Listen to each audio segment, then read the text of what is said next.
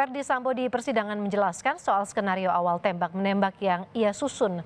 Ia mengaku telah menyampaikan skenarionya kepada Eliezer, Ricky, dan juga Kuat. Namun ketiganya mengembangkan sendiri cerita saat diperiksa. Saudara, kapan saudara membuat skenario itu?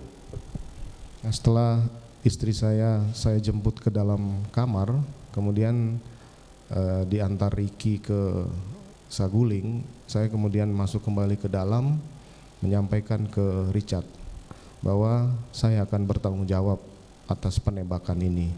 Hanya kamu harus menjelaskan bahwa ini tembak-menembak yang diawali dari teriakan ibu di dalam kamar. Kemudian Yosua menembak kamu balas menembak.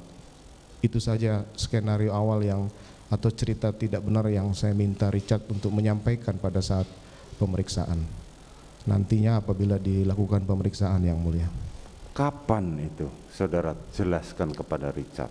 Setelah kejadian, Yang Mulia. Setelah kejadian, begitu selesai kejadian atau setelah sesudahnya? Sesudahnya, Yang Mulia. Sesudahnya. Setelah istri saya antar ke depan untuk diantar Ricky ke Saguling, saya masuk kembali ke dalam menemui Richard, Yang Mulia. Pada saat saudara menjelaskan kepada Richard, siapa yang mendengar itu?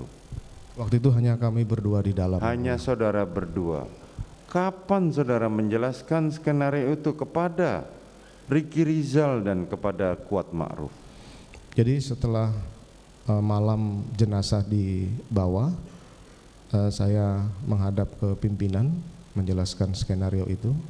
Kemudian saya juga setelah menghadap pimpinan, saya baru teringat bahwa saya belum menjelaskan ke Ricky dan Kuat. Sehingga dari situ saya menemui mereka di lantai 3 Biro Propos, Yang Mulia. Pada saat itu pemeriksaan masih berlangsung, saya minta waktu untuk ketemu saya di ruangan lantai 3 berempat dengan mereka, Yang Mulia. Saya kemudian nanyakan ke Kuat, kamu sudah cerita apa? Saya cuma menanyakan aja dulu. Jadi pada saat di Biro Provos, demikian, hanya waktunya itu saja. Nanti saudara terangkan lagi. Selanjutnya, jadi saudara hanya menyampaikan skenario pertama mengenai tembak-menembak itu hanya kepada Richard.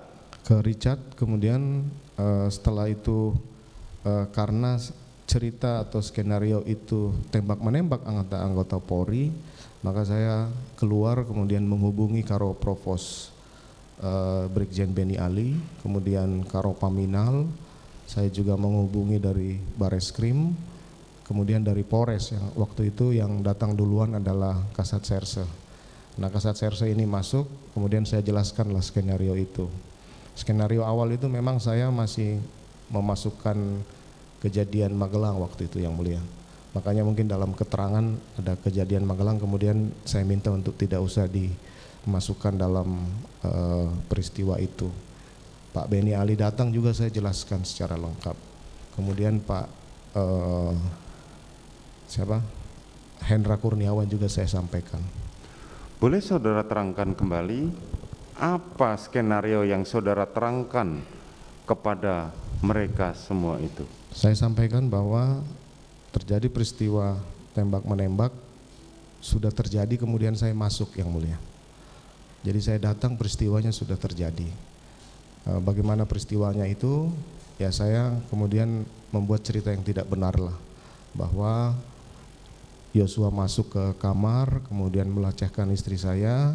Setelah itu istri saya teriak, kemudian didengar oleh Richard yang sedang ada di atas membantu Kuat untuk menutup pintu, kemudian turun ke bawah.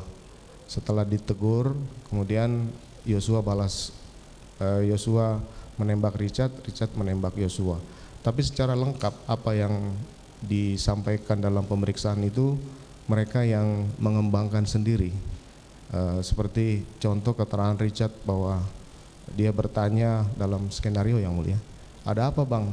Itu saya tidak menyampaikan itu hanya pengembangan dari yang bersangkutan pada saat pemeriksaan Yang Mulia. Itu yang saya sampaikan. Nah kemudian, mohon maaf saya lanjutkan. Lanjutkan. Nah Itu yang saya sampaikan. Jadi saya tidak ada di TKP waktu itu, yang mulia.